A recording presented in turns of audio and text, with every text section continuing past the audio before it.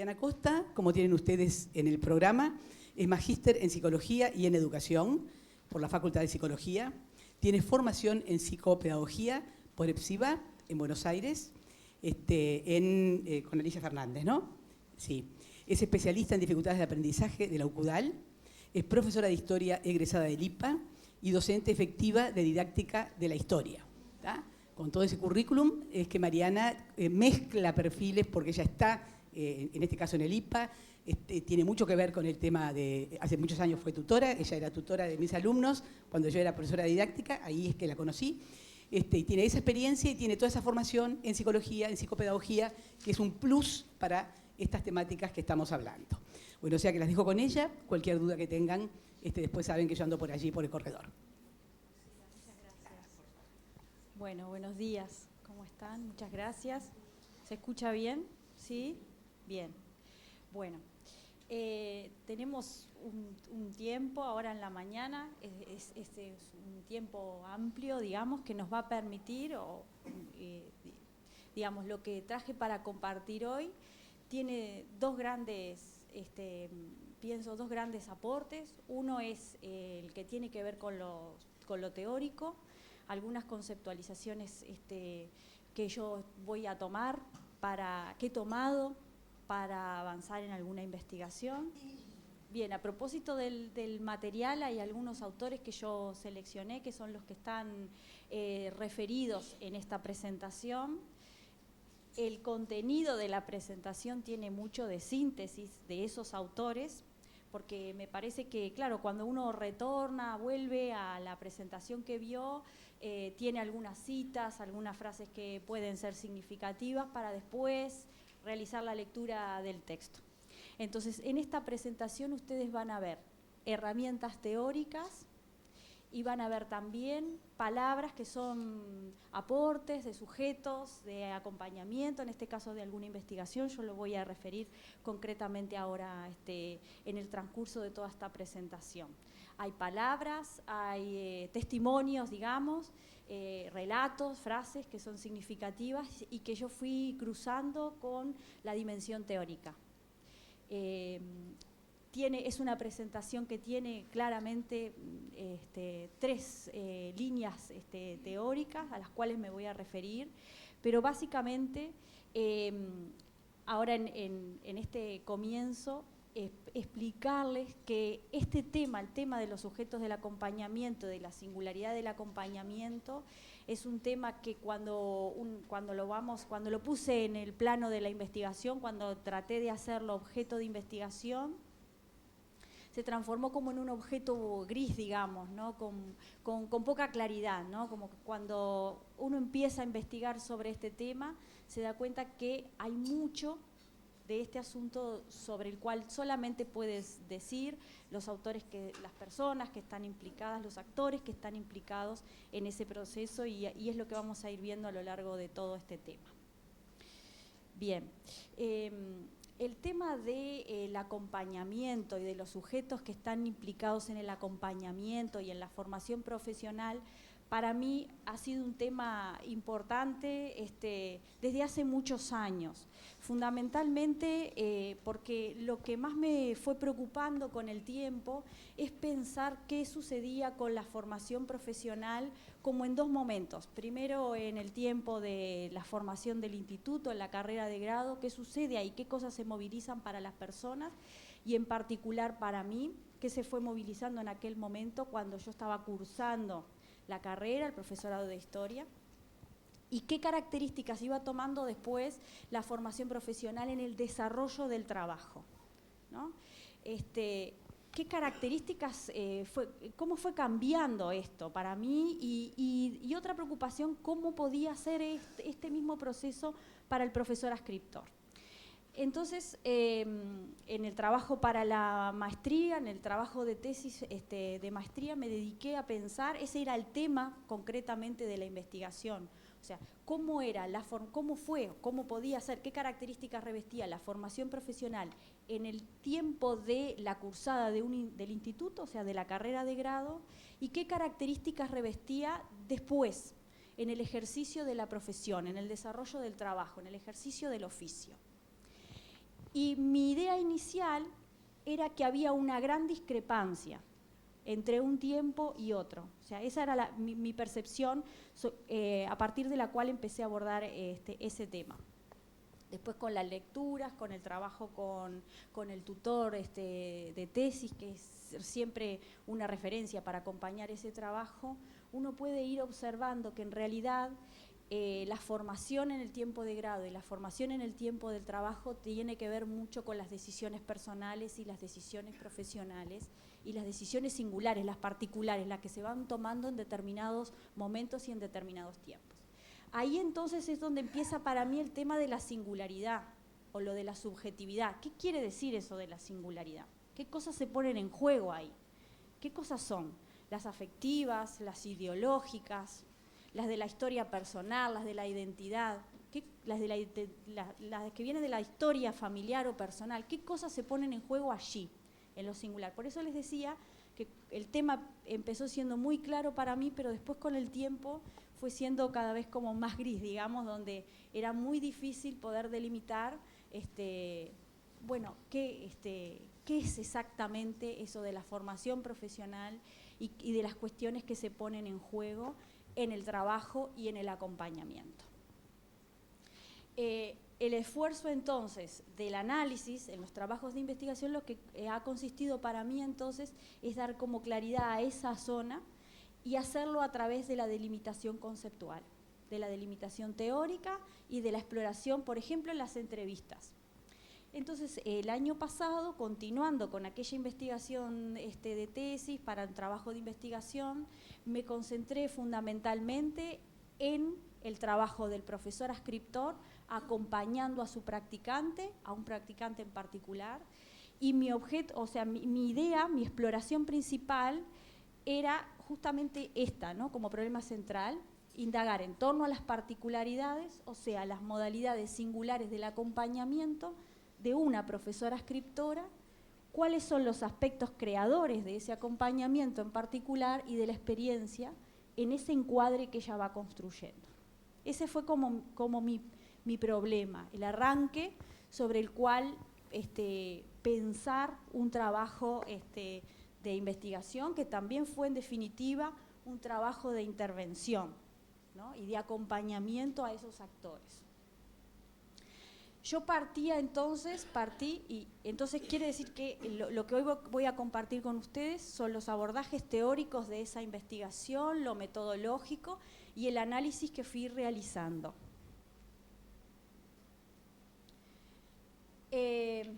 Yo partía entonces de 3 conceptualizaciones, o sea, de 3 ideas sobre el acompañamiento del profesor ascriptor. Para mí hay 3 asuntos que se ponen en juego cuando siendo yo profesora ascriptora. Uno es lo que está establecido sobre ese rol, o sea, lo que se dice que hay que hacer o ser en ese acompañamiento. Y eso que se dice está antes que nosotros lleguemos al rol, ¿verdad? Lo sabemos por un colega, lo sabemos bueno, por los estudiantes, lo recordamos de nuestras propias prácticas, lo sabemos de las autoridades. Hay cosas que están establecidas antes que nosotros lleguemos al rol, que se dicen del rol y que se esperan que alguien cumpla con ciertos aspectos. Luego el desarrollo de ese oficio, el del ser ascriptor, se va delimitando en una cierta cotidianidad, la dinámica del liceo o de la escuela, la dinámica que impone una determinada institución educativa, el encuentro con el practicante o con los practicantes, y hay algo que se moviliza mucho internamente en las personas, en el practicante llevando adelante su práctica y también en el profesor ascriptor que está acompañando a alguien en ese proceso de formación. Esos son, digamos, eran como mis ideas iniciales que surgieron de mi propia práctica, siendo profesora ascriptora y acompañando a varios estudiantes de profesorado en mi caso. Bien, desde el punto entonces de vista metodológico, aquel problema que yo me planteé inicialmente, con esas ideas, con esos preconceptos que yo porté para abordar el problema, decidí pensar la situación, como dice Carmen, que es una idea que ella toma de Passerón también, esto de pensar por caso. O sea, pensar la situación en su mayor singularidad, en la mayor singularidad posible.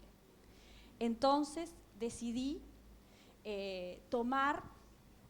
poder observar con la mayor profundidad posible para tratar de comprender la dinámica de acompañamiento, observar el acompañamiento de una docente ascriptora o de un docente ascriptor trabajando con su practicante.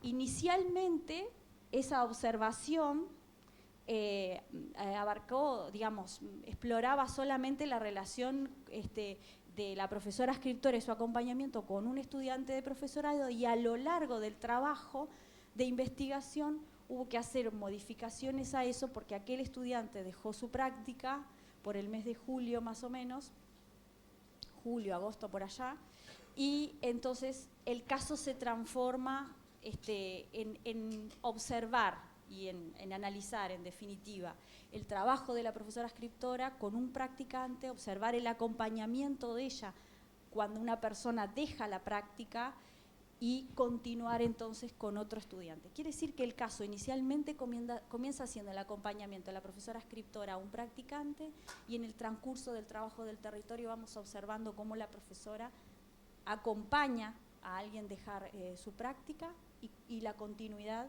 con otro estudiante de profesora. Quiere decir que el caso se amplifica y tuvo otras características a las iniciales que habíamos pensado al principio de la investigación. Pensar por caso entonces significaría pensar la situación, pensar el acompañamiento, las estrategias de acompañamiento de la profesora ascriptora a uno o dos practicantes en la continuidad de su práctica o decidiendo dejarla, como fue en la primera situación. Pensar por caso significa pensar la singularidad, estrictamente. Quiere decir que de lo que ahí se puede obtener o de las conclusiones que se pueden hacer a partir de lo que se observa allí, digamos que nada podría generalizarse.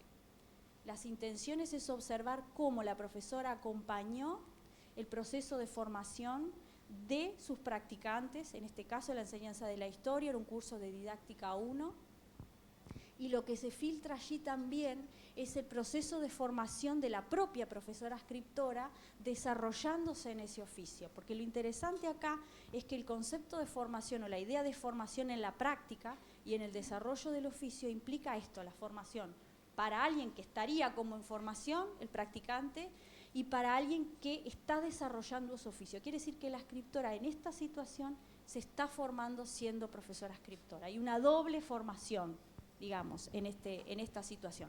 Por lo tanto, pensar el caso significaría pensar el acompañamiento y la formación de ambos sujetos, en su singularidad más grande, digamos.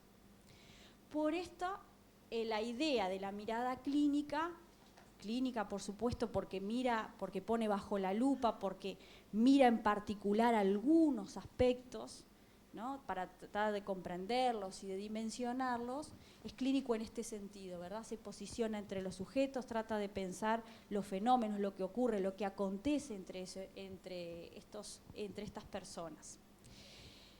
Y la investigación etnográfica, porque esta investigación, esta exploración que yo llevé adelante el año pasado, tenía como técnicas, como instrumentos para obtener ciertos datos que para mí eran importantes. Bueno, por un lado fueron las entrevistas, tanto al practicante como a la profesora ascriptora a lo largo de todo ese periodo, de todo ese año, pero también fue la observación. Entonces, en un determinado momento yo observaba cómo la profesora ascriptora le indicaba a su practicante o lo orientaba a preparar su clase. Entonces veía ese intercambio que ellos hacían. Después miraba la clase del practicante, observé aquel acompañamiento previo, observé la clase del practicante y observé la devolución. Vieron que nosotros manejamos como idea de clase 3 momentos: antes de la clase para la preparación, durante la clase, que es el momento que se desarrolla la clase, y después, en el cual se hace la síntesis y la devolución. Entonces me interesaba observar cómo la profesora hacía ese acompañamiento de ayudar al practicante a pensar, desarrollar y reflexionar sobre su clase. Eso era algo que a mí me interesaba muchísimo ver, qué ponía ella en juego, qué saberes, qué cosas se movilizaban ahí, qué gestos, qué postura tomaba, por ejemplo, en el momento de la devolución, qué palabras usaba, qué otras palabras guardaba o qué ideas dejaba para decir más adelante, digamos. Ese fue, por esto, para mí esto entra dentro de lo etnográfico, porque yo estoy allí observando eso que la profesora escriptora hace, lo que contesta el practicante, lo que el practicante dice, la gestualidad, un montón de cosas que allí se pusieron en juego. También observé, ustedes recuerdan que en la didáctica 1, al menos en la enseñanza de la historia, el segundo año de formación docente, para el curso de la didáctica 1, el practicante comienza a dictar sus clases, pero hay un tiempo, una gran parte del tiempo del año, donde el estudiante observa, ¿no? Y entonces, cuando llega ese año el practicante, nosotros le decimos, bueno, tú vas a observar mis clases, ¿no? Él se ubica en distintos lugares del salón, empieza a tomar registros.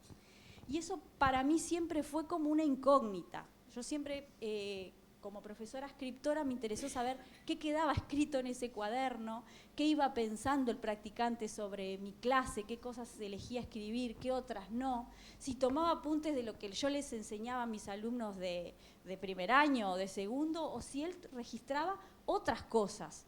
Por ejemplo, cómo usaba el pizarrón, cuál era mi gestualidad, cómo usaba los recursos, ¿no? Todas esas cosas.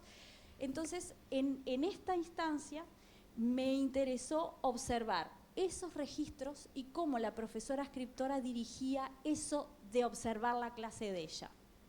Y si ella lo hacía efectivamente, si es que ella daba algún consejo o alguna sugerencia de qué observar en esa clase. Entonces, nuevamente, los 3 momentos, ¿verdad? Me interesó observar esto de la profesora escriptora, cuando ella está entrando a su clase, qué le dice al practicante, de lo que él debería, o la sugerencia que ella le da sobre qué observar, luego la observación del estudiante en esa clase y al final cuando se habla de la clase que la profesora dio. Quiere decir que la dimensión etnográfica está para mí porque yo también estoy en ese escenario con ellos.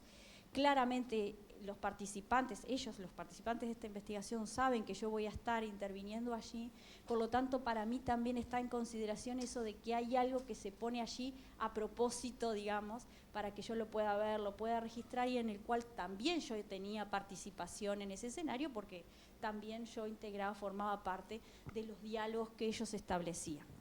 Quiere decir entonces que se trata de pensar por caso, porque lo que me interesa a mí no es pensar solamente los sujetos, me interesa pensar el acompañamiento. Y ese es el caso para mí, o sea, pensar cómo la profesora escriptora acompaña un proceso de formación. Después me voy dando cuenta que el practicante también acompaña al profesor escriptor, que le brinda consejos, sugerencias, bibliografía, que le dice su proceso personal. El acompañamiento es doble. Observar también que el proceso de formación también es doble, que la escriptora ese año aprendió algo nuevo de acompañar a alguien en formación, que quedó algo en esos sujetos que en ese momento fue único para las 2 personas, o las 3 que estuvieron en este caso. Bien, eso significaría para mí pensar por caso. La mirada clínica es porque muchas de las cosas que transcurrieron ahí para mí fueron dimensionadas, fueron puestas bajo la lupa, fueron objeto de análisis y es un poco lo que yo voy a compartir hoy. ¿Qué aspectos de todo este trabajo de investigación para mí fue relevante y qué cosas, tienen una significación porque hay un análisis, hay un cruce teórico y hay un impacto, algo que para mí queda de todo este proceso de investigación?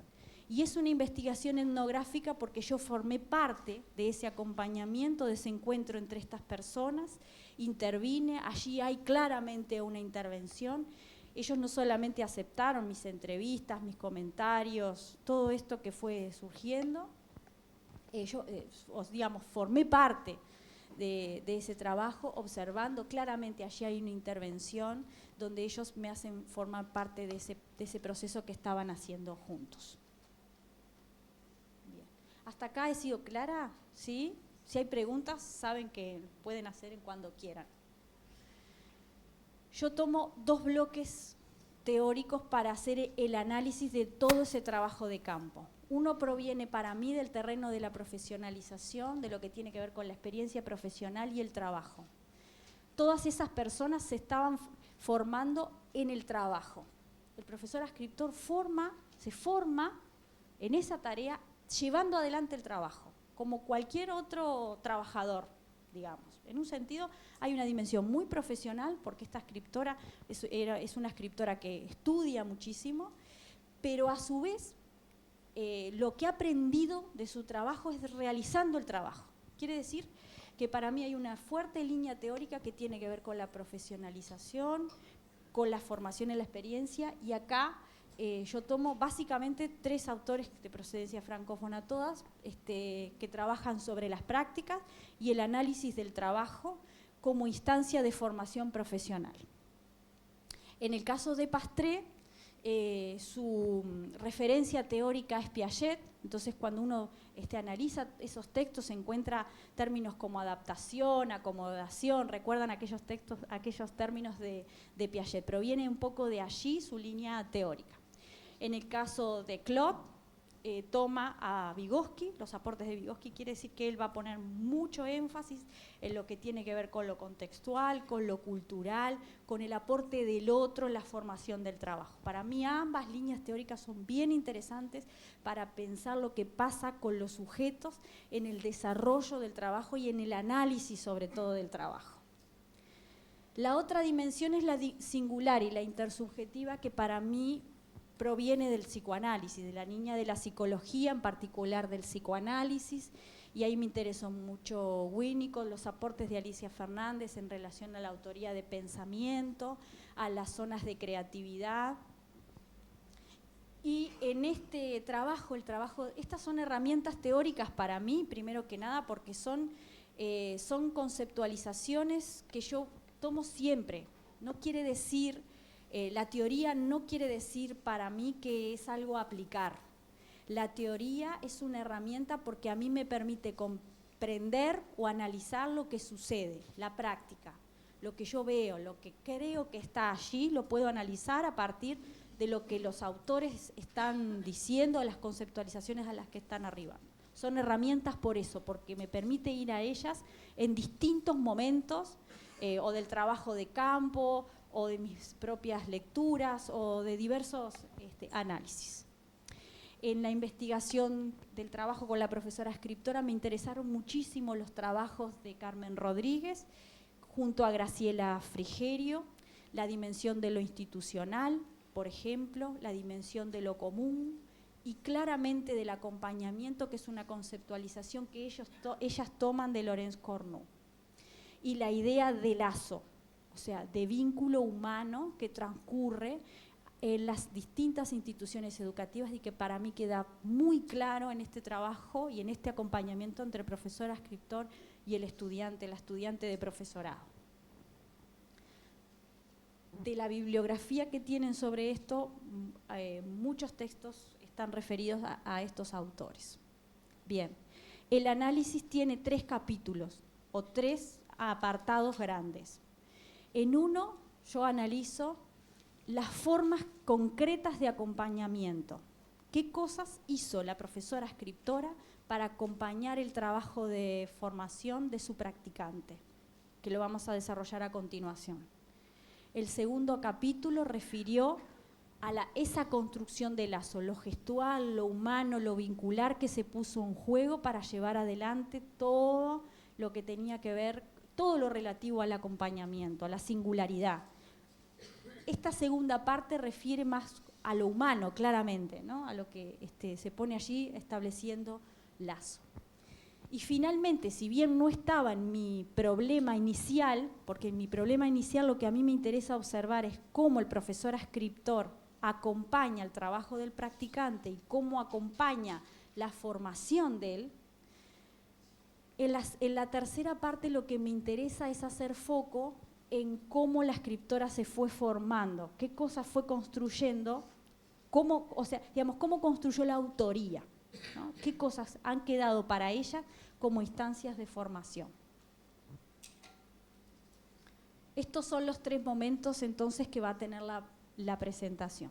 La primera entonces, la formación en el trabajo, en el liceo, en la institución, desarrollando concretamente el trabajo de profesor adscriptor. Para esto entonces, básicamente vamos a tomar ahora 2 conceptualizaciones, una la que tiene que ver con formación y la siguiente con acompañamiento. Tenemos que partir entonces de un concepto central, y es que la formación es a lo largo de la vida. La formación profesional no empieza cuando uno entra en el instituto o un instituto de grado sale o egresa. La formación es toda la vida.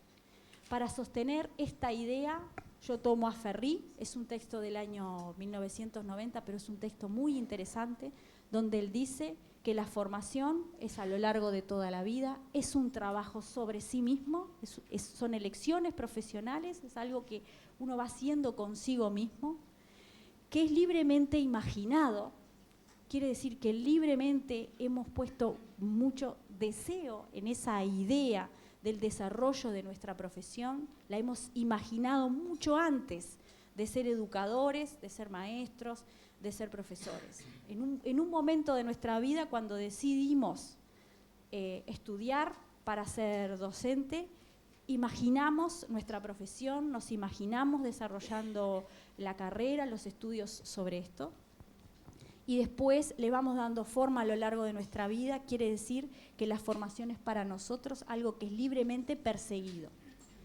Por eso mismo vamos buscando las mediaciones de formación, o sea, las cosas, los cursos, las personas, los libros, las investigaciones, las acciones, los trabajos que van a ser consecuentes con esa, con eso que hemos imaginado sobre nuestra formación. Quiere decir que esta conceptualización para mí ha sido importante porque me despega de otra idea, y es que alguien puede formar a otro. Parecería para Ferri que nadie puede formar a otro como quiere, ¿verdad? Que cada uno va construyendo una formación, es que la que puede hacer es verdaderamente la que uno hace consigo mismo. Y va a ser una mediación para otro. El adscriptor es un mediador en la formación del practicante. El practicante es un mediador en la formación del adscriptor. La formación es en 2 sentidos. O en muchos, quizás. Capaz que podemos complejizarlo mucho más. Pero básicamente, Ferri está diciendo, para mí, es una herramienta conceptual importante. Volver siempre a esta idea.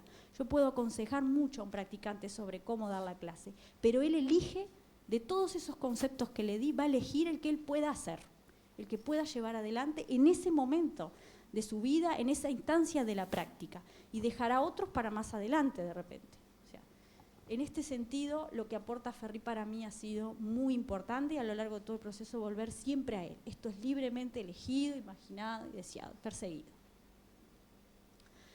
¿Qué tomo de la didáctica profesional? Esto importante que dice para mí Pastré, que cuando uno está desarrollando una actividad, siempre aprende de ella algo.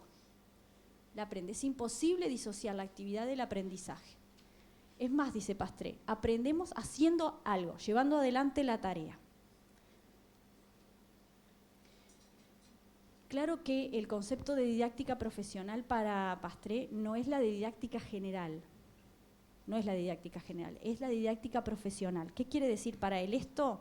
Que uno aprende y enseña en torno a la profesión. Las investigaciones de Pastré están dirigidas a pensar y a reflexionar sobre distintos profesionales, no exclusivamente sobre los de la educación. Él ha pensado sobre los oficios y los trabajos de múltiples trabajadores y profesionales. Me interesa el concepto a mí para pensar la dimensión educativa y para pensar en particular el de la formación. ¿Por qué? Porque refiere al aprender y al enseñar en el marco del desarrollo de la profesión, que es un espacio en el que se aprende y en el cual se van construyendo ciertas conceptualizaciones en la acción. Entonces él dice, los profesionales y los trabajadores sabemos, porque hemos leído, estudiado, porque alguien nos ha dicho cuáles son las conceptualizaciones importantes del hacer. Pero verdaderamente el trabajador y el profesional aprende algo cuando lo hace y lo conceptualiza cuando lo hace. Quiere decir que primero está la acción, claro, hay conceptualizaciones que uno tiene de base. Pero lo importante en los profesionales es que los profesionales llevamos adelante cierta acción. Y a partir de esa reiteración o de ese hacer se conceptualiza. Es lo que él llama las conceptualizaciones pragmáticas. Estas conceptualizaciones derivan en un análisis. Él dice, llevamos adelante la acción, llevamos adelante la conceptualización y el análisis de esas acciones. Esto es lo que nos permite a todos nosotros, los profesionales, como cualquier otro trabajador, actuar y transformarnos en el sujeto, eso que él llama el sujeto capaz de hacer una tarea.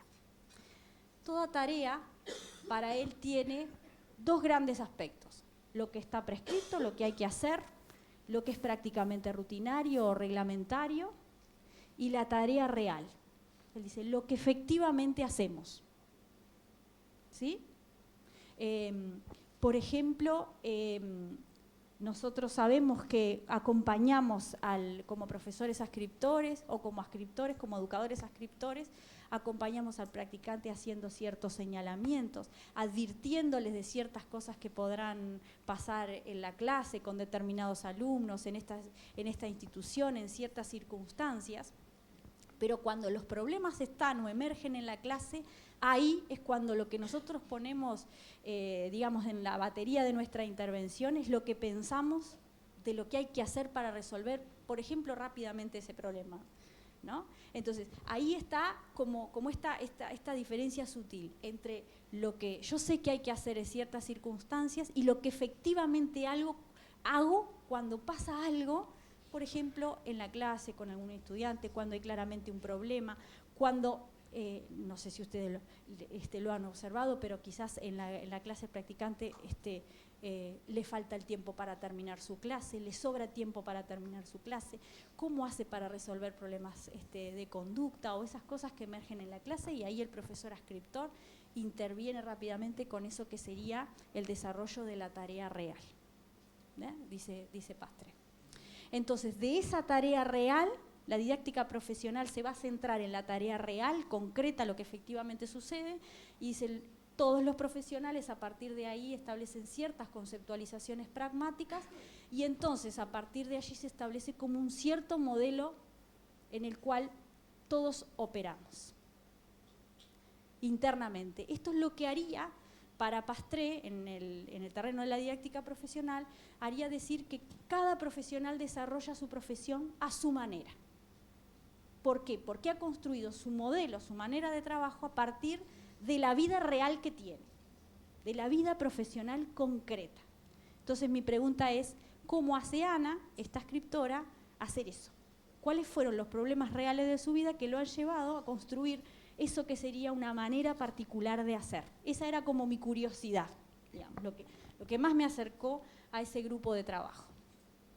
Esto es una cuestión de práctica, simplemente quiero retomar esta idea de Barbier, porque nos lleva a esta conceptualización, a pensar que la práctica está primero.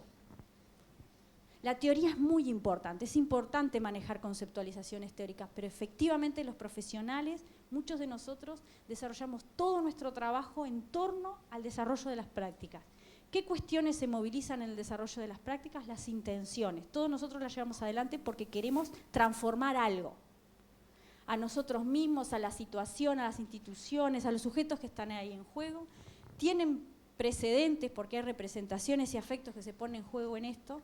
Hay desplazamientos de saberes, dice Barbier. Quiere decir que yo voy a resolver una situación de acuerdo a lo que aprendí en otras circunstancias similares para poder resolverlo. Claramente mi deseo es el de transformación, y lo que se va construyendo allí en el desarrollo de las prácticas es la identidad profesional. Esta es una conceptualización muy fuerte y muy interesante para poder pensar en otro y en uno mismo, ¿no? O sea, cómo uno va construyendo en la práctica el desarrollo de la identidad profesional. Es casi imposible separar la imagen que se hace un operador de una operación de la imagen que se hace de sí mismo en esa operación. Barbier utiliza el concepto operador y operación para referirse a práctica, no utiliza la palabra operador sacando la dimensión subjetiva, para nada, simplemente que lo que él dice es que cada uno va a actuar, o sea, mostrar la imagen del operador como llevando adelante una práctica y una acción concreta. Quiere decir que todos nosotros, llevando adelante nuestro trabajo profesional cotidiano, fortalecemos nuestra identidad profesional y nos imaginamos, representamos nuestro trabajo, no solamente nuestro trabajo, sino nosotros llevándolo adelante. Y así pienso que es como nosotros nos posicionamos cuando recibimos a un practicante, cuando estamos pensando en nuestro rol como profesor, profesora, escritor para ese año, por ejemplo, o para ese curso, o para el resto de nuestra vida profesional. Bien, entonces, dicho esto, fui a ese trabajo de campo buscando el modelo operativo de esta profesora escritora de Ana. Es una profesora es profesora de historia, que es grado 7.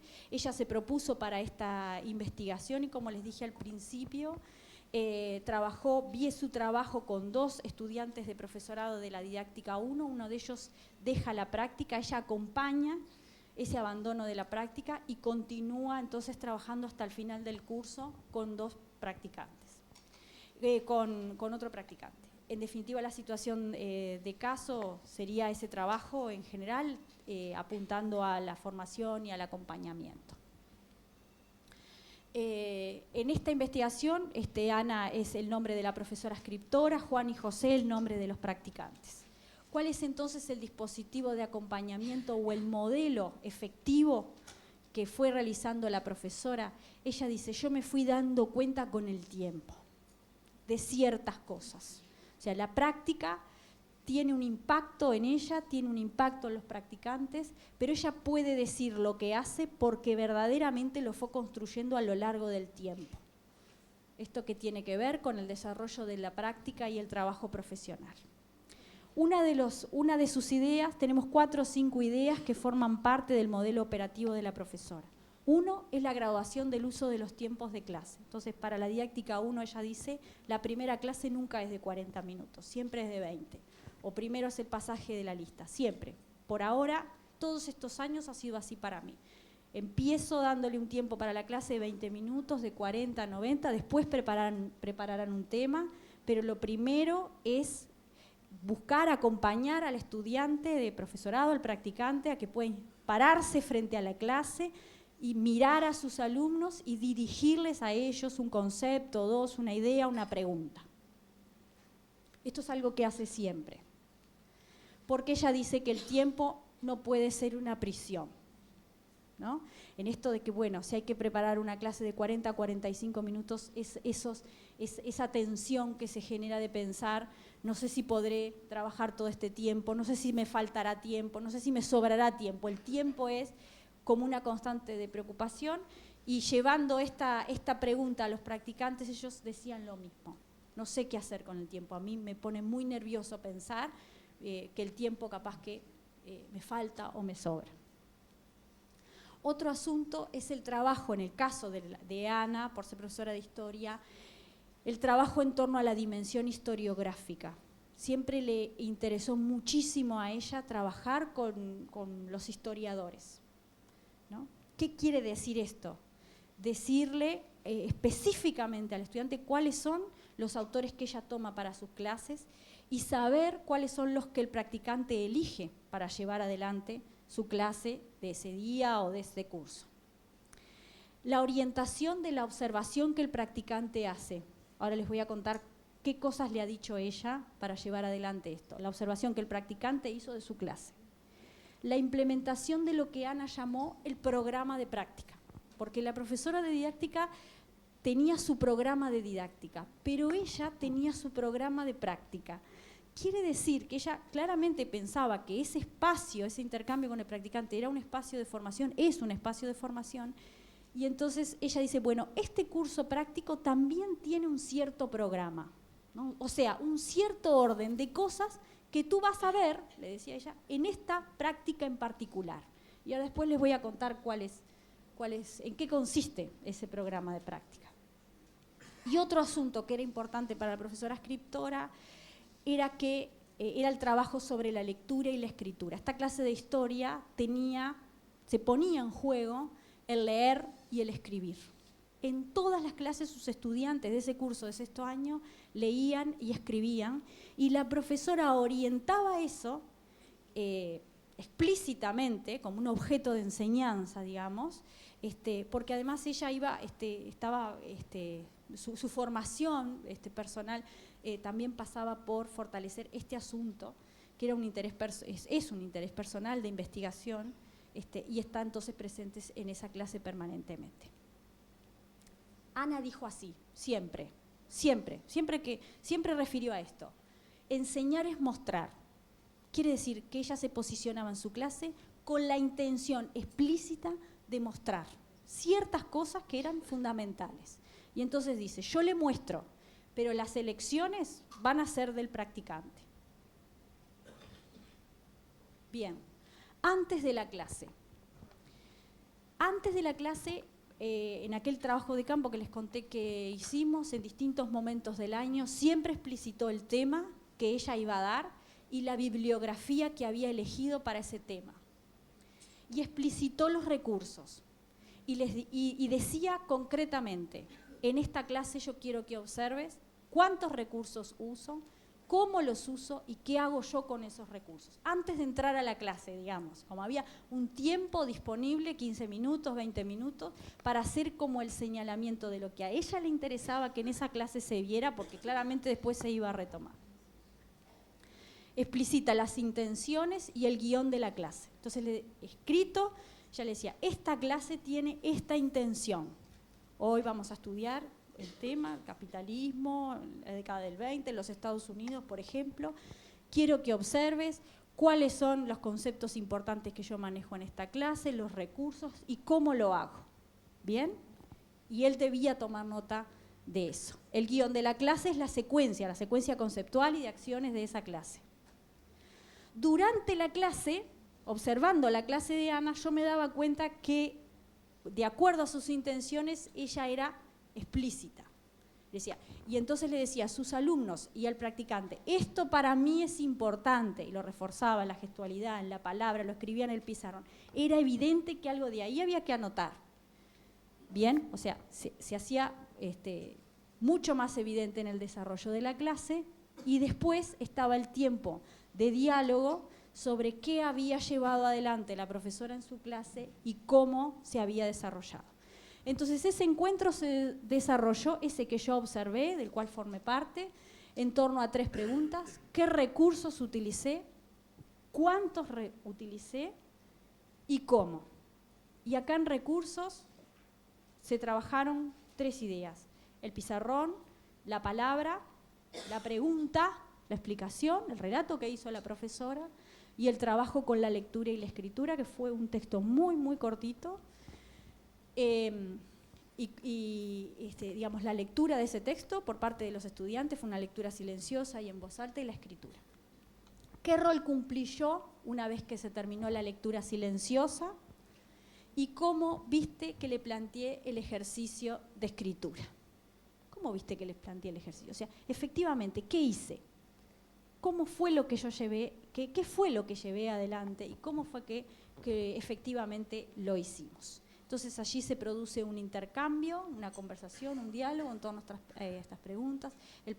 Van trabajando juntos sobre estos asuntos y la profesora fundamenta desde qué lugares ella desarrolló su trabajo. ¿Bien? Entonces, esto es un modelo operativo, un modelo de acompañamiento claramente para el desarrollo profesional que lleva adelante Ana con toda intención. Que el estudiante observe su clase para obtener las ideas centrales, ciertos aspectos que son relevantes y que pueden ser útiles para él en el desarrollo de su formación de ese año, que es ver cómo se usa, cómo se utiliza un recurso, en este caso, lo que tiene que ver con la lectura y la escritura. Entonces, el modelo de Ana, dijimos, la graduación del tiempo, dijimos la guía de la observación de su clase y el programa o el proyecto de práctica que la escritora lleva adelante para ese año. Entonces ella dice, lo primero que me interesa que podamos trabajar y que el practicante pueda observar en mi clase es que la historia pensada como problema, en la discusión, por ejemplo, historiográfica o en el aporte de los distintos historiadores pensando en el tema de la lectura y la escritura. La historia a enseñar en relación a los recursos didácticos. Estos son los contenidos que tiene la práctica de la profesora escritora a lo largo de todo el año. Y ella dice concretamente, los recursos didácticos en situaciones singulares es un proyecto, es un programa de práctica que la profesora les da por escrito a sus practicantes al comienzo de ese curso. La relación con la actividad que deben hacer los estudiantes y los problemas de aprendizaje que pueden surgir allí, y el lugar que tiene la institución educativa en el desarrollo de esa práctica. O sea, estos 4 bloques son los bloques que la profesora va a llevar adelante, además de, por supuesto, de su curso, ¿no? En este caso con 6º año. Son 4 temas que va a trabajar explícitamente con el practicante. Entonces, primero van a trabajar todo lo que tiene que ver la dimensión de la historia, la dimensión del uso de los recursos, la dimensión de los problemas o dificultades de aprendizaje y la importancia, el impacto que tiene la institución en toda esta práctica. Bien, dijimos entonces que una intención principal de la escritora era mostrar su práctica. ¿Para qué? Para que el practicante pueda sistematizar la observación, ayudar al registro escrito de esa observación. Porque después, en un momento del año, empiezan las clases de los practicantes. En la didáctica 1, digamos mayo, junio, por allí, ellos empiezan a dar clases después de un tiempo de trabajo, que vieron varias cosas de la profesora escritora en este caso. Entonces, el acompañamiento de la escritora transcurre en distintos momentos. Una es antes de la preparación de la clase. Y eso transcurre con distintos formatos, presencial, en la sala de profesores, en el pasillo, por correo electrónico, por el WhatsApp, por la llamada telefónica. Entonces Ana decía, yo estoy disponible, no puedo estar disponible las 24 horas, tengo que estar disponible un tiempo, ¿no? Porque con esto del WhatsApp, claro, y del correo electrónico trabajamos todo el tiempo para el practicante. Entonces ella marca, pero su disponibilidad es de escuchar todas las demandas en relación a esa primera parte. Y las preguntas, las demandas de los estudiantes son, ¿qué puedo estudiar para este tema? ¿Dónde lo puedo estudiar? ¿Qué autores pueden ser de referencia? Y otras preguntas, ¿cómo puedo seleccionar sobre este tema qué enseñar? ¿Cómo lo voy a recortar? ¿Y cómo lo voy a jerarquizar? Y a su vez eso, el practicante lo estudia en el curso de didáctica, en su curso teórico, pero en la práctica el profesor escritor le dice, mira, viste que yo lo he hecho así. Bueno, entonces tú podés hacer esto a partir de este concepto de este autor y problematizar con estas otras herramientas teóricas. Quiero decir, el trabajo antes de la clase es un trabajo arduo al cual ella le dedicó muchísimo tiempo para pensar sobre los aportes de los historiadores y fundamentalmente cómo recortar y para qué. Durante la clase es sostener esas acciones que pueden ser previstas e imprevistas. Poder sostener sobre todo las imprevistas, ¿no? Los practicantes dicen, yo tengo mucha confianza en Ana porque ella sabe muchísimo. Y si yo me quedo en blanco, ella me va a rescatar de ahí. Digamos, ella va a ir a mi rescate, digamos. Esa es ese temor, ¿verdad? Sobre todo en la didáctica 1. Y luego de la clase, la instancia de reflexión. ¿Qué pasó en esa clase? ¿Y qué autores pudieron ser importantes para esto? ¿Qué aporte teórico? Pero sobre todo, ¿qué pasó en esta clase y por qué? Lo que se hace en la reflexión es pensar sobre lo que efectivamente pasó. El guión y el proyecto, lo que se escribe antes de la clase es importante, pero en la reflexión se trabaja sobre lo que efectivamente pasó. Y eso después conducía a una escritura, porque Ana le decía, bueno, ahora todo esto que hablamos lo vas a escribir. Estas ideas de estas preguntas siempre están en el trabajo de la escritora. ¿Qué? ¿Cómo? ¿Por qué? ¿Para qué? Y otra vez el retorno a las acciones. Entonces la clase es un proceso complejo, largo. Luego de la clase, inmediatamente después de la clase, lo que se hace es llevar adelante un diálogo. Porque ahí viste que esa clase se movilizó mucho, ¿no? Se movilizó mucho desde el punto de vista afectivo. Entonces, también el profesor escritor va acompañando esa devolución, lo que yo observé del trabajo de Ana, es que ella iba interviniendo de acuerdo a lo que iba planteando el practicante. O sea, ella no se impone en la devolución. Esto para mí fue importante, porque no es que ella le dijo, esto hiciste mal y esto bien, no se impuso de esa manera, sino que la devolución comienza con la pregunta, por ejemplo, ¿cómo te sentiste? ¿Cómo se llevó la clase adelante? Y ella va interviniendo así, destacando primero lo que de esa clase fue logrado.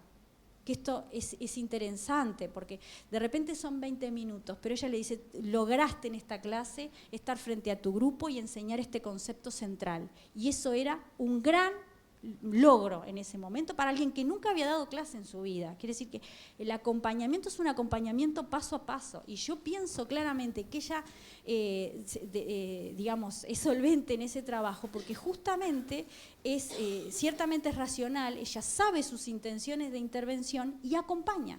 O sea, quien está en la reflexión es el practicante, es el estudiante, y ella va interviniendo de acuerdo a lo que él plantea. Esto me pareció interesante. La escritura es otra vuelta, porque ahí hay todo un tiempo, la escritura lleva tiempo.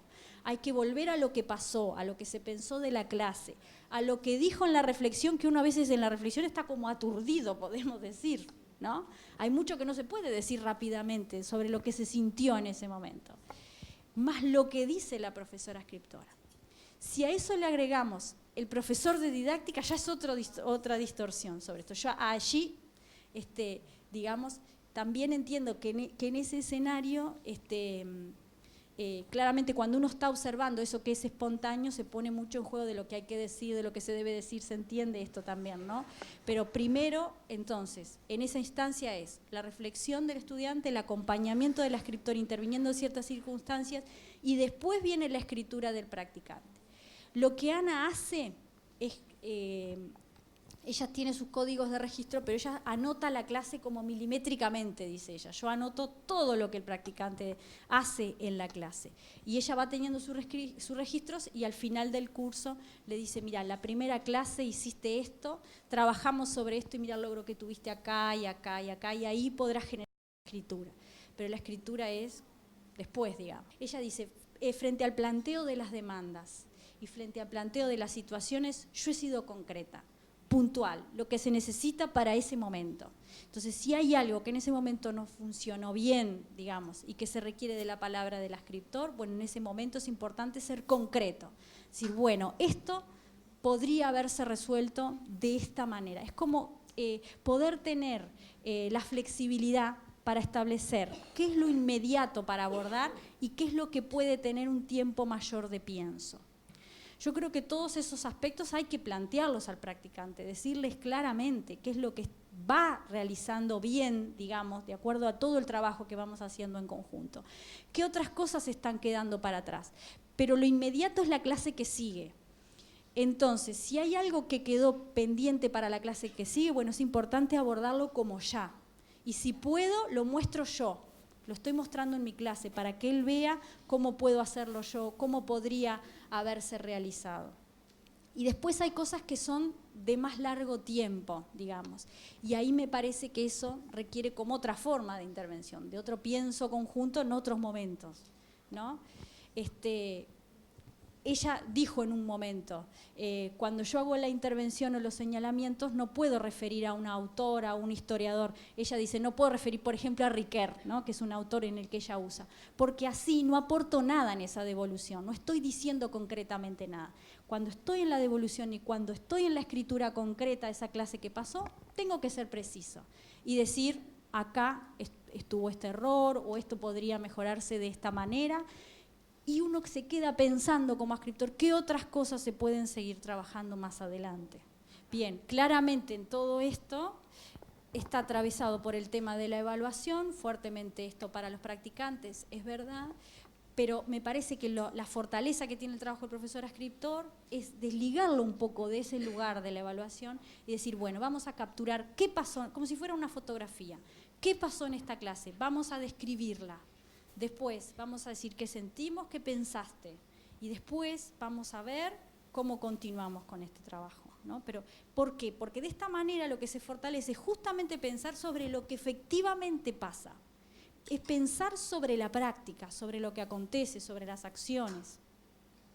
que me parece que es el lugar donde radica fuertemente la formación profesional, en pensar sobre lo que sucede, en lo que efectivamente se hace.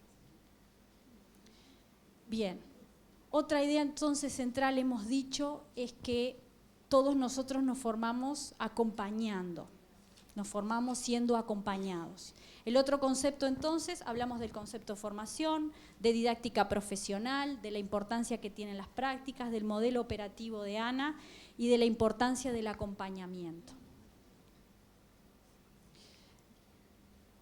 ¿Qué cosas son importantes de las conceptualizaciones en torno al acompañamiento? Yo lo tomo de Cifalí, es una autora francesa, sus líneas provienen fundamentalmente del psicoanálisis, y ella dice, te acompaño significa que ofrezco mi competencia, mi saber, para un posible pasaje de vida. Significaría estar al lado.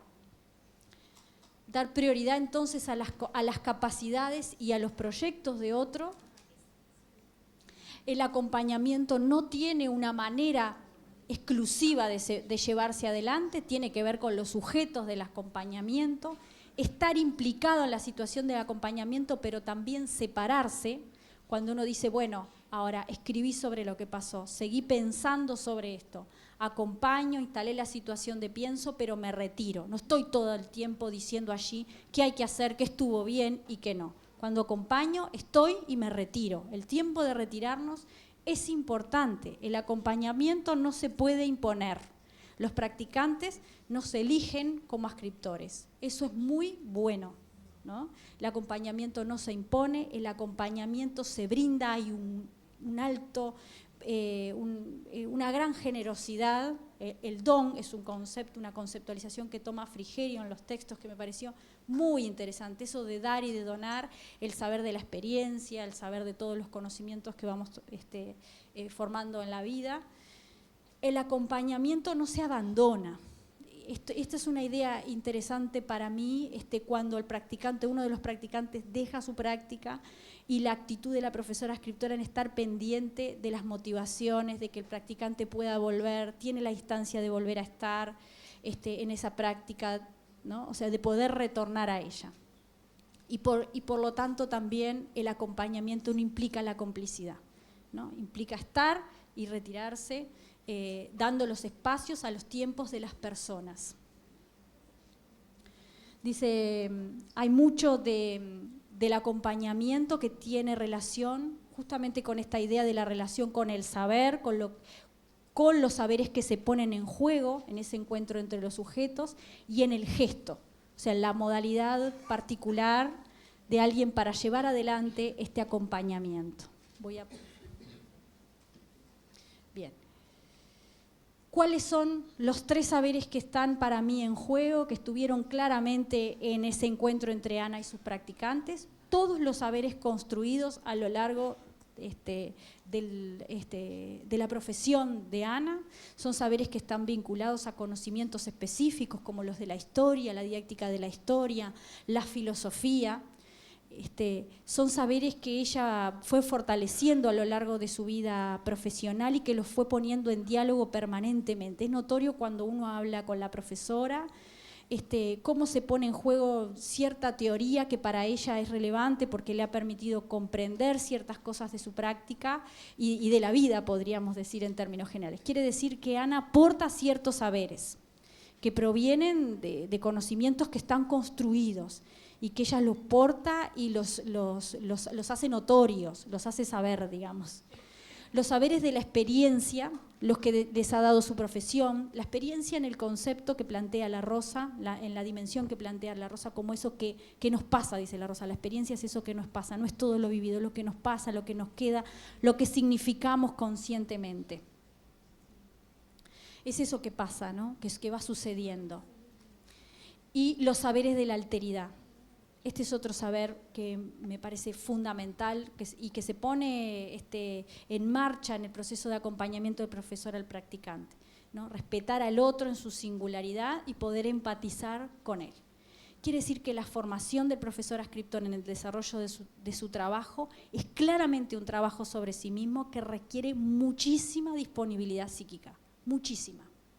verdaderamente es agotador, podría decirse en ese sentido, porque uno dispone muchísimo de los afectos, de los saberes, de la experiencia que porta, de todo lo que quiere transmitir y donarle a otros absolutamente de forma generosa. Pero no podemos imponerlo porque si no lo aturdimos, lo nublamos, digamos, ¿no? Tenemos que establecer una distancia justa. Mostramos el saber, pero también nos retiramos para que quede ahí un espacio de pregunta o de curiosidad en el otro, en la otra persona. Quiere decir, me gusta mucho esta idea de Cornu, de que el oficio, el acompañar, es el oficio de hacer humanidad. Ella maneja una metáfora muy interesante, ella y Frigerio también, sobre la cartografía del lazo.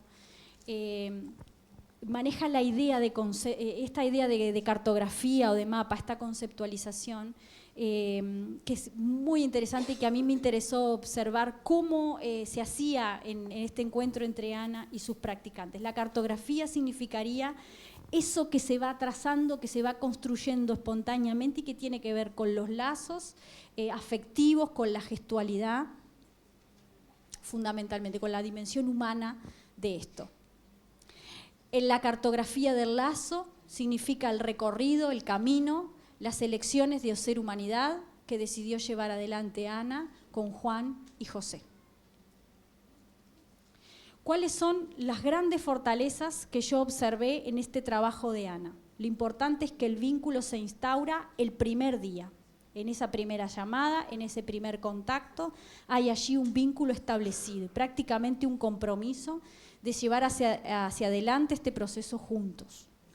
Sostener en el tiempo eso que empezó a instituirse en lo que Frigerio llama una vida en común. Es una vida profesional y humana que se lleva adelante en distintos tiempos. A lo largo de ese año la dinámica de los sujetos es muy variada, le suceden cosas a la profesora escritora, al practicante, y lo importante es poder para ellos sostener ese vínculo a lo largo de todo ese año. Desplegar de todas las formas posibles la capacidad atencional. Es un concepto interesante de Alicia Fernández, eso de estar atento al otro y a uno mismo, y de escucha, observar y atender las demandas del otro. Yo lo dejo que hable y también que haga. Y de lo que sí trato es de ser muy concreta en lo que respondo, porque ellos no se pueden ir por las ramas. Si yo contesto con una abstracción, si contesto con Riquer, va a cortar y va a decir, ¿por qué me contestás así con Riquer? ¿Por qué no me contestás esto concretamente?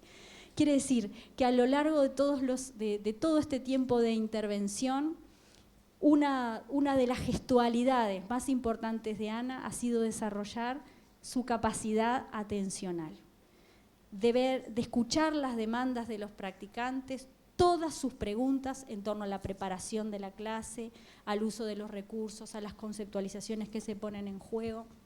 Las demandas se desarrollaron de todas las formas posibles, telefónicas, presenciales, con mayor carga de tensión, con mayor nerviosismo o con menos. Pero lo importante de acá es destacar la capacidad de Ana a escuchar, a estar atenta a esas demandas y claramente generar a esa demanda siempre una respuesta, ¿no? Tener siempre una respuesta concreta para esas demandas puntuales. Otro aspecto importante que ella dice, vamos a ver si podemos retomar la diapo, pero una de las cuestiones importantes del acompañamiento es para ella estar al lado sin sustituir nunca a la otra persona, digamos, generar justamente que las demandas se vayan produciendo permanentemente, ¿no? En el tiempo. Y ella estar atenta a estas demandas.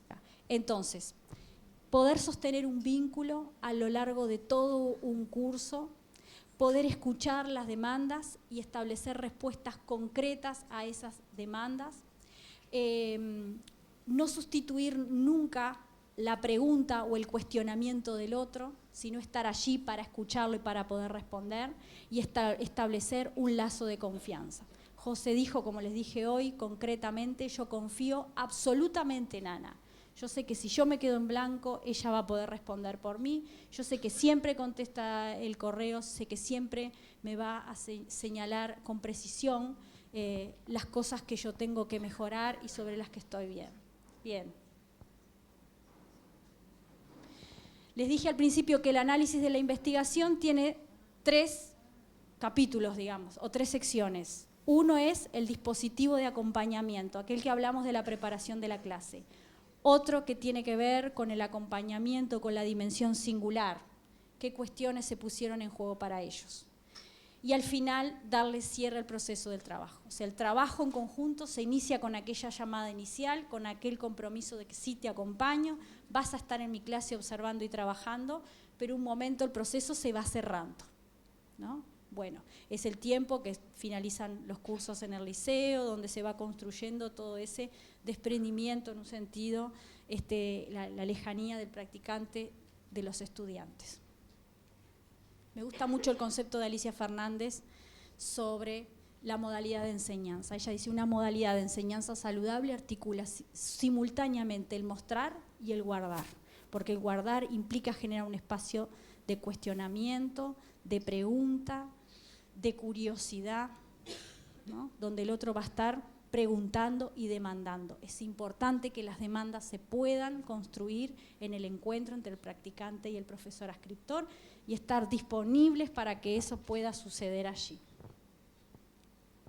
Los trabajos de Alicia Fernández todos son interesantes, son aportes muy interesantes para pensar la dimensión singular. Cualquiera de sus textos, la atencionalidad atrapada, la inteligencia atrapada, incluso el primer texto de ella, son textos muy interesantes porque lo que trabaja fundamentalmente a mí me interesa mucho, lo que trabaja fundamentalmente Alicia Fernández es la posición subjetiva de los educadores en ese encuentro que es de aprendizaje, que es de profesionalización, que es de desarrollo de la tarea educativa. Hemos dicho entonces que la formación es un trabajo sobre sí mismo. Mostrarse al practicante entonces sostiene un trabajo de reflexión y de análisis profesional.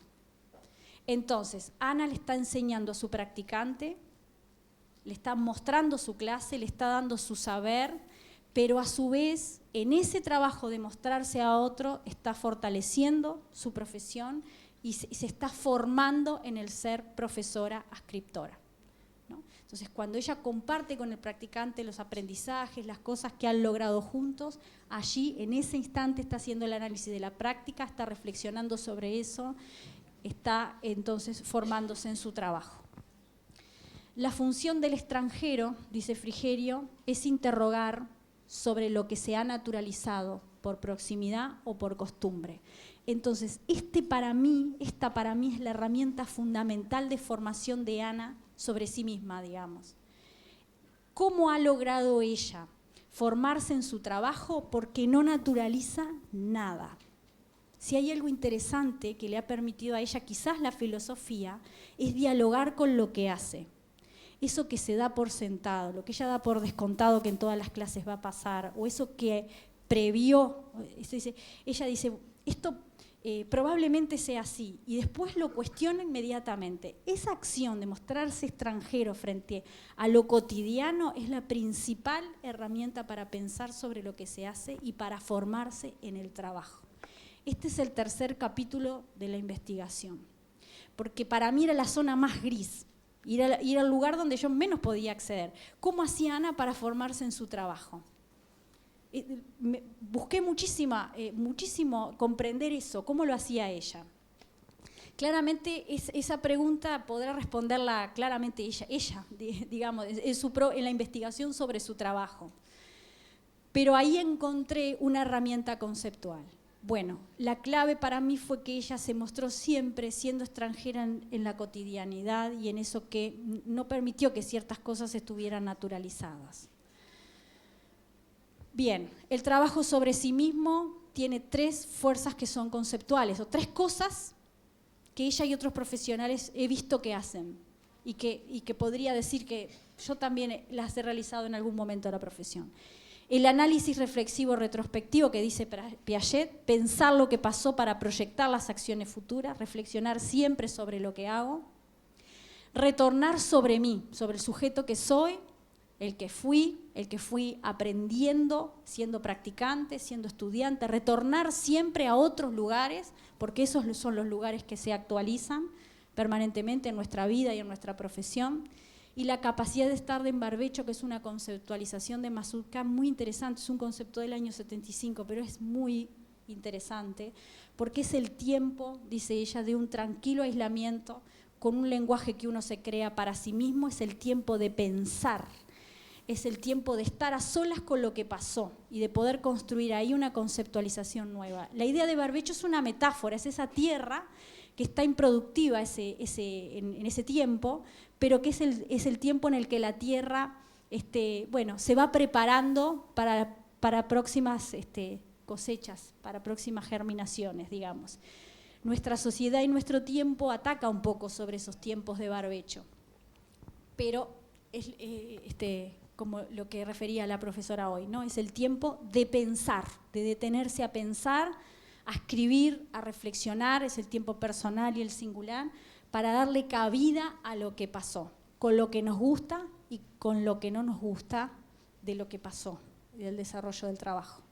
Lo que esta investigación sobre lo que no puede abordar es sobre la dimensión inconsciente de estas cosas. Yo les dije a ustedes que el psicoanálisis para mí es una herramienta teórica fundamental y el psicoanálisis maneja una conceptualización central que es la del inconsciente y es ahí donde yo no voy evidentemente a abordar. Pero en todas estas prácticas educativas que son humanas, que son las de los sujetos, siempre está también presente evidentemente la dimensión de lo inconsciente, lo que se actualiza de otros vínculos y demás, que quedan afuera, por supuesto, pero debemos tomar en consideración que la dimensión inconsciente en los sujetos configura muchas de las prácticas, sobre todo espontáneas, de las acciones espontáneas de los sujetos. Muy bien, quiere decir que en ese trabajo personal que hace Ana sobre el desarrollo de su propia práctica, va configurando un perfil de autoría. Quiere decir que ella va haciendo su práctica a su manera. El concepto de autoría es un concepto que tomo de Alicia Fernández, autoría de pensamiento, y ella dice esto como aporte fundamental. El autor se produce, o sea, se hace a sí mismo cuando se reconoce creando, cuando se reconoce aportando una idea nueva, un pensamiento nuevo, una acción nueva. Es nueva para los demás, pero sobre todo para él, cuando su obra le muestra algo nuevo de él. Quiere decir, lo que ella quiere decir es que cuando llevamos adelante una práctica, una acción, y la pensamos, podemos reflexionar sobre ella, visualizarla, desnaturalizarla, vemos algo nuevo de nuestra identidad, de nuestro ser, de nuestro sujeto en esas acciones, nos reconocemos allí y eso es lo que significa para nosotros, es lo importante para nosotros. Nuestras prácticas tienen sentido para nosotros. El trabajo de Ana tenía sentido para ella porque lo estaba construyendo espontáneamente con sus practicantes. Hace muchos años que ella es ascriptora, pero todos los años se inaugura alguna cosa nueva. Esto lo trajo ella en muchas oportunidades, en las entrevistas, en los comentarios, en lo que le decía el practicante, mira, aprendí contigo esto hoy que hiciste. Nunca vi a mis alumnos decir esto en la clase como lo dijeron en tu clase. Eso era una novedad para ella y era una novedad también para los practicantes. Quiere decir que la capacidad de la autoría es la capacidad de reconocer lo nuevo en las acciones cotidianas. La autoría entonces es la producción de los sentidos, allí interviene el deseo, como dijimos, y tiene que ver esto con el aspecto inconsciente, el pensamiento, la imaginación. La imaginación es una palabra que está en los trabajos de Alicia Fernández. El psicoanálisis le da un lugar importante a esto, ¿no? Imaginar una situación es poner en representación, es poner en deseo, es poner una imagen posible, es el lugar de la posibilidad. Bien, y esta idea de la transformación, cuando uno se autoriza en su trabajo, en su profesionalización, espera generar transformaciones y espera en un sentido desarrollar como eso digamos, hostil en un sentido de querer desarmar ciertas cosas para crear otras. Cuando uno crea a veces tiene que romper algo con alguna idea vieja, arranque otra nueva en ese trabajo. Esto también hay algo de la agresividad y de la hostilidad que en todos nosotros se pone en juego. Productivamente, por supuesto. Dice José, yo en un momento me di cuenta que podía confiar prácticamente ciegamente en ella. Yo sé que es una profe que está muy salada de conocimientos, sobre todo históricos. Entonces digo, ¿puedo confiar en ella si algo va mal? Sí puedo. Y que luego no va a exponer lo que está mal. No he visto nunca algún desmerecimiento a la otra persona, y después él siguió diciendo muchas otras cosas. Yo nunca desmerecería a nadie, etcétera, ¿no? Es en esto que tiene que ver la evaluación. Pero la impronta de Ana en José, mucho, tuvo que ver con la confianza que fue construyendo en ese vínculo entre los sujetos. ¿Por qué Ana es autora de su trabajo como profesora escriptora? Porque ella tiene una particular relación con el saber, con ese conocer y con darlo con completa generosidad. Eso proviene de la filosofía, como les dije hoy, de la historia, de la didáctica de la historia.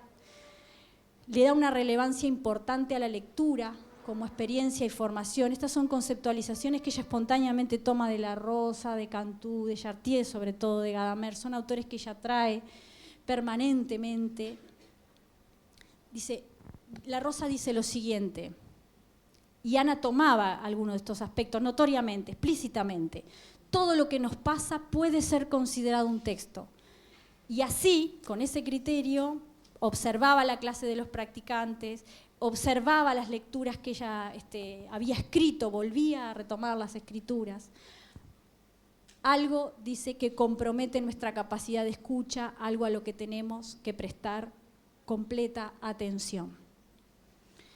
En este sentido, me gustó compartir incluso con ella y también con el practicante esta idea de Cantú sobre la posición dialógica. Si todo puede ser un texto, entonces, ¿cuál es nuestra posición frente a un texto?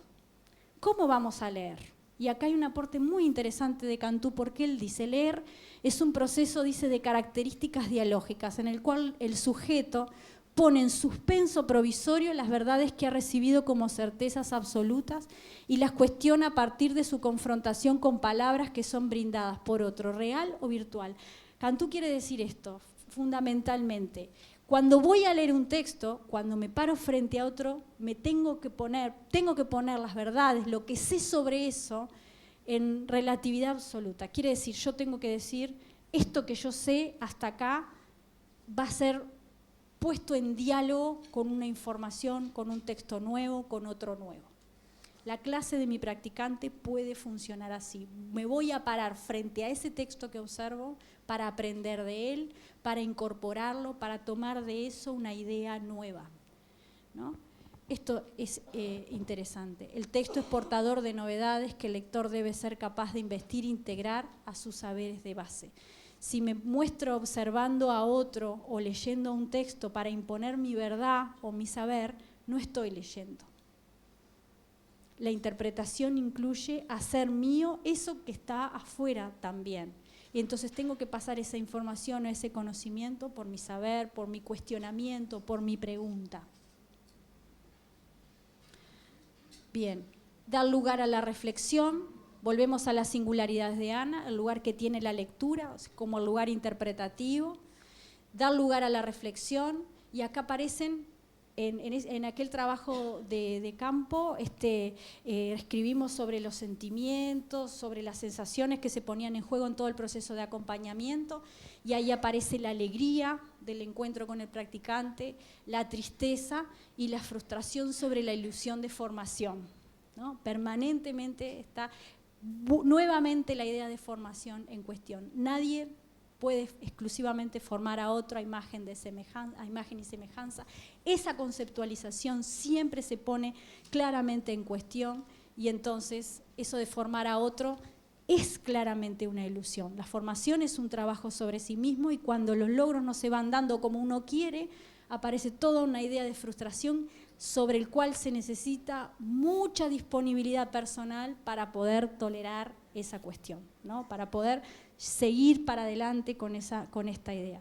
Tuve miedo de que José no avanzara, dice. tuve la necesidad profunda de hacer la tarea en consistencia con el grupo de coordinación, con la profesora de didáctica, para acompañarlo a él, para saber si yo estaba haciendo esto bien, como él lo necesitaba. Tuve la expectativa de que Juan avanzara en el trabajo historiográfico y me dio mucha alegría ver a José mejorar en la escritura, que era aquello que estaba permanente. Quiere decir que miedo, alegría, tristeza, tuve miedo, tuve frustración, tuve sensaciones diversas, todo eso se pone en palabras, se captura y se hace visible de alguna manera en todo este trabajo. ¿Quiénes son los anteriores a este curso referentes en el desarrollo profesional de Ana y la construcción del rol docente y como docente ascriptora? ¿Qué hay antes de Ana y con Ana a su vez? Cornu dice que el transmisor es un pasador que alguna vez recibió un saber o un vínculo, una manera de relacionarse con otro. Mi familia es vital en esto, dice ella. La identidad de uno está ligada a uno que fue un buen dador. Mi madre, por ejemplo, es una autodidacta natural. Eso de enseñar, mostrar, explicar y la parte más especulativa donde trato de buscar una explicación más filosófica, eso es más de mi padre. Quiere decir que también va surgiendo en todo este trabajo la dimensión identitaria del asunto del ser profesor y en particular del profesor ascriptor.